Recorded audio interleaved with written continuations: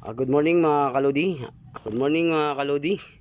Another day, another video na naman po. Meron pa tayong papakita ngayong ewan ko kung anong klaseng ibon to. Pag pupunta ka rito, lalapit sa iyo yan. Akala niya siguro nagdadala ako ng isda or nagtitinda ako ng isda, nagpapautang ako ng mga Jorabox foam. Tingnan niyo nandito yung yan. Yan siya. Kubo, dali di. Bubu, ano siya, yung 6 na taon na daw siyang alaga ng may-ari yan. Dito yung bahay. Ito yung Kubo dito. Kubo dito. Hanaharan ini. Nadook. Kubo dali di. Dali nakagat. Dali natok-tok. Kubo dali.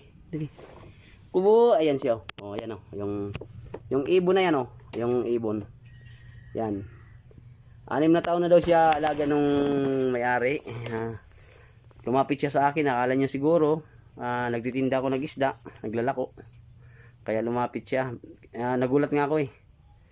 Yan. Yan siya. Kubo yung tawag nila sa kanyang ayan lapitan ko pa, ayan yan siya. 'Di ba? Anong klase yan, ibon mga lodi?